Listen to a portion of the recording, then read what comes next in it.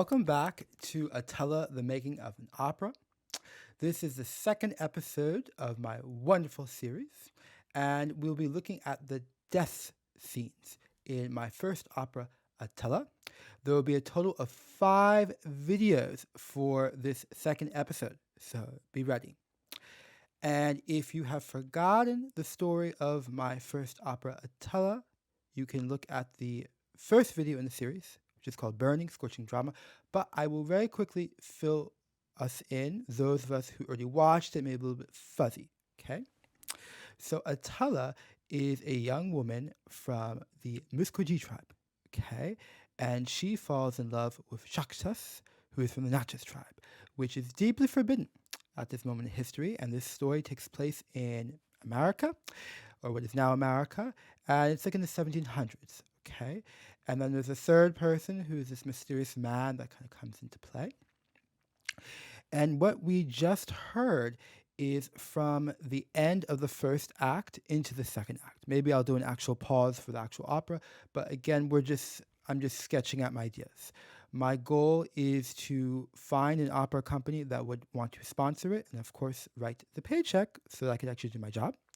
But until then, we will do everything we can to promote the opera and talk about it, and I'll play like excerpts or ideas, but I will not write a single note until I have that contract in place. Okay? And I've cashed that first check.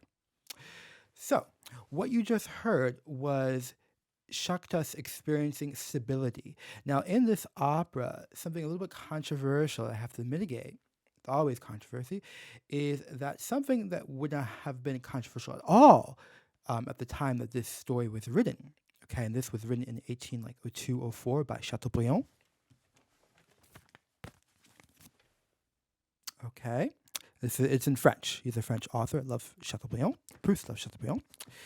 So for Chateaubriand, religion, specifically Christianity, was a source of solace and comfort. I know for a lot of modern audiences, especially in the metropolitan areas, we've moved away from religion, and a lot of people might have a bad sting of religion in their mouth, so it's a bit tricky. How do I mitigate this? Because as you remember from the first video, Burning, Scorching Drama, I decided I'm going to be artistically loyal to Chateaubriand, so I'm not going to change things around to meet current taste, but I will adapt things for current taste. Very tricky, but we'll see how I fare. So Chactas basically is feeling tranquility.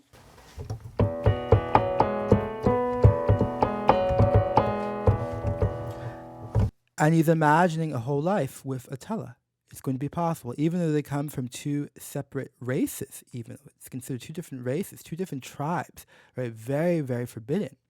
But nevertheless, they're going to be able to live it together forever, in part because of this new religion that he's starting to embrace. Okay, and I want you to think here, it's not like a conquistador kind of story, like, religion is conquering people. No, you have to think, like at the time when this was written, when Chateaubriand wrote this in like 1802, 1804, and certainly from Chateaubriand's perspective, religion was like almost like the way we think of Eastern spirituality, like it's something meditative.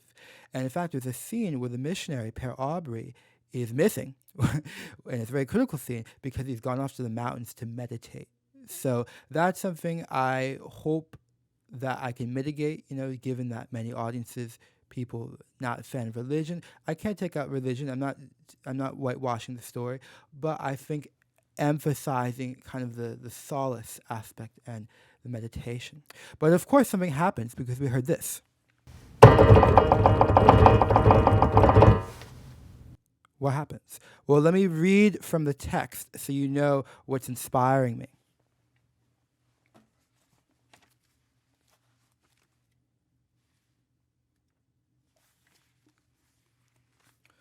So remember, Chactas has spent the whole day out with the missionary, discovering the beauty of this new religion and thinking he's going to be married to Atala.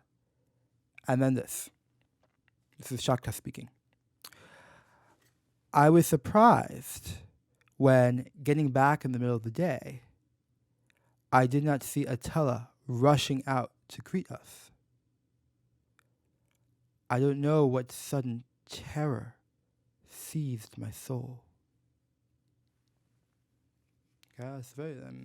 That's an opera. Okay, don't you ever tell me that this is not suitable for an opera, because this is a complete contradiction of what you're saying. Okay. I want to bet my book. So now let me go ahead and continue playing, and then try to imagine what you're hearing. Okay, so there's tranquility, then there's a sudden terror, like what's happening, he's sensing something, and I'll play onward, okay? Use your imagination, because this is going to be for orchestra, or at least a string orchestra. So it's not going to be a piano.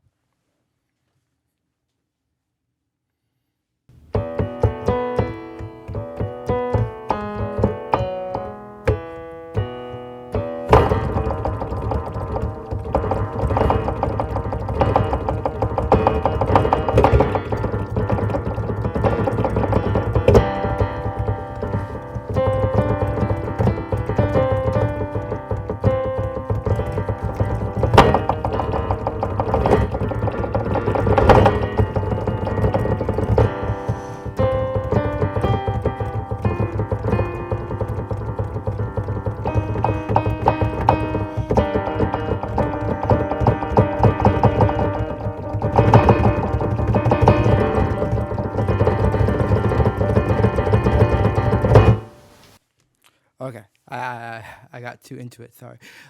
So basically, what's happening there? So Chactas senses terror, but you may have noticed that the music kind of certainly alternated between like this kind of frenzy. Okay, the music alternated between that kind of frenzy kind of feeling and kind of a feeling of stability, and that stability is the presence of Père Aubry, who is a missionary, a French missionary who's there in America, was now America at that time. And he discovers the two lovers when they're wandering in the forest. So there is that role of him playing kind of a savior role, but I think that's very reductionist. There's something, it's not even about him, it's the idea of something providing stability.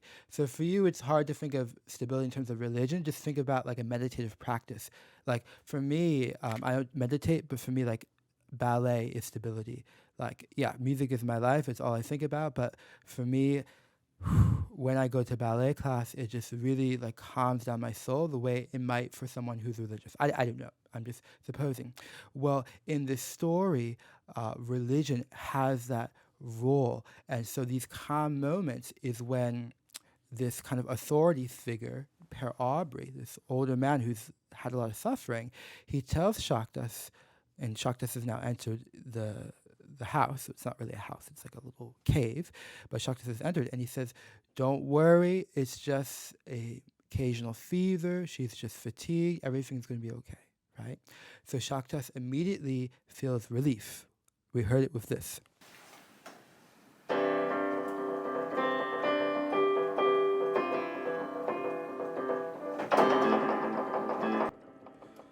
But of course, what happens? He goes back to that terror because something's off. He can see her. And what he says, let me read it for you.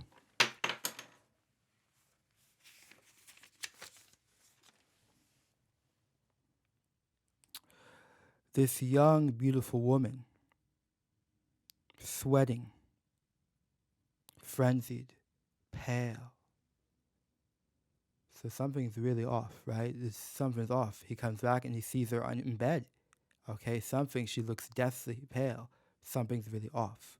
Okay, now let me play a little bit more.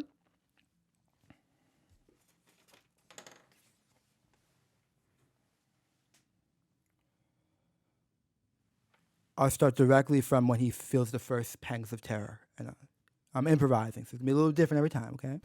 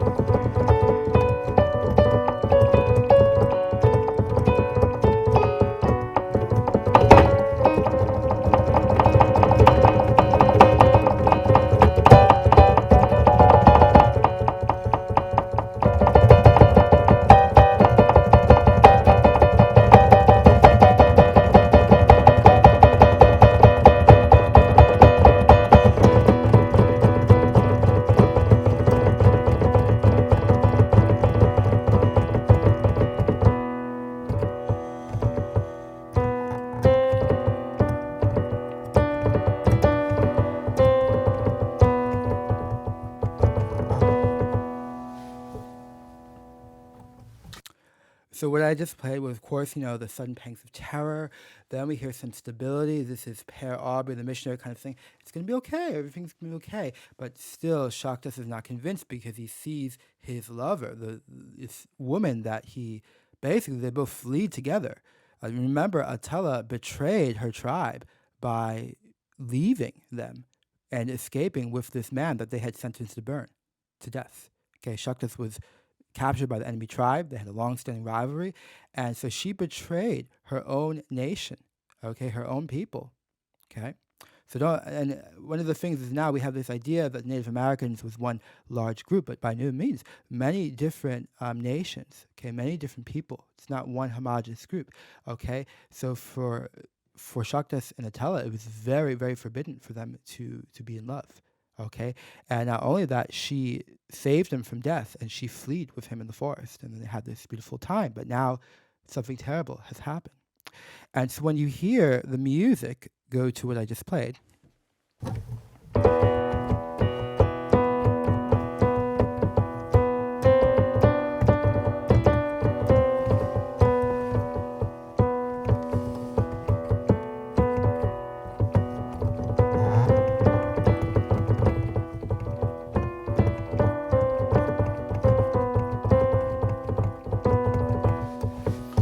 now I'm just improvising kind of the melody. I wouldn't dare sing the paroles or the words, but the melody is something like this.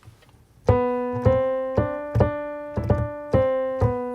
of course, it'll depend on the voice type that I'm writing for, the singer, the capabilities. This is just improv. Okay, so what's happening here? Do you hear a big difference from the energy before and this?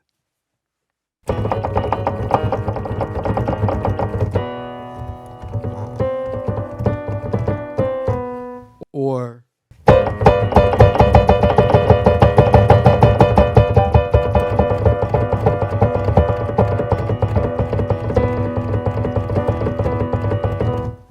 there I did a bit more of a transition, okay? But basically, something you hear a change, right? And so what that changes is Atala speaks, okay? And we're in the second act. There's only two acts, okay? And so the first act is more we see the story from the perspective of Chactas, and we see it more from the love and he's sentenced to die, so we're all scared about that. We're very nervous. Then we see the love, but it's never fully consummated. So I want to keep track of time. But the love was never fully consummated, though they got pretty close, okay? But now something terrible has happened, okay? He's gone away, he comes back, something terrible has happened. And finally, here is where Atala speaks, okay? Now, she's had, lines and stuff before in the first act, but really it's in the second act where we see, who she is. The words, we never see everything, but we see how powerful she is. And that's one of the things I love about opera is that if you're looking for a genre that lifts up women and shows strong women, you have no further to look than opera, because some of the very first operas had very strong, powerful roles for women. And that's certainly the case in Atala. So here,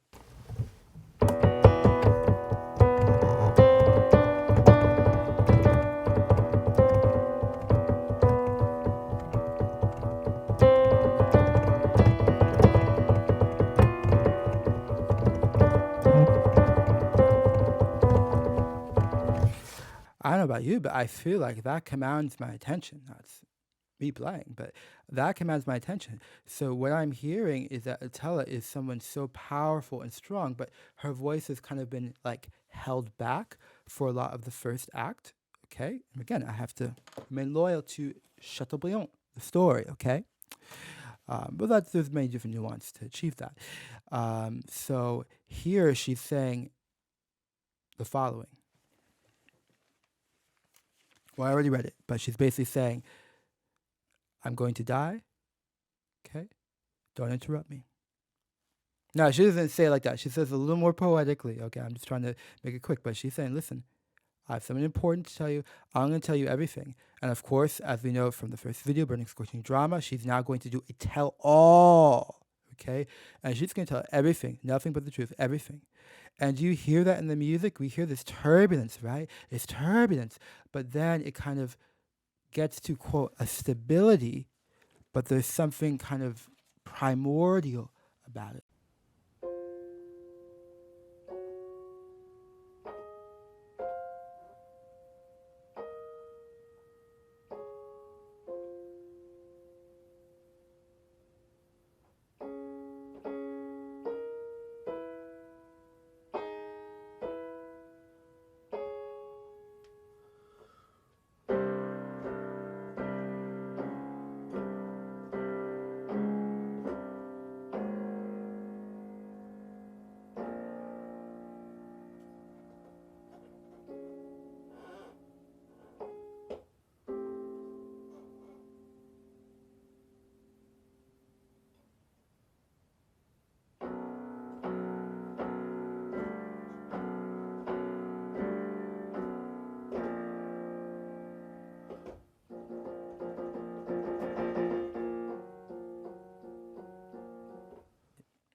Okay.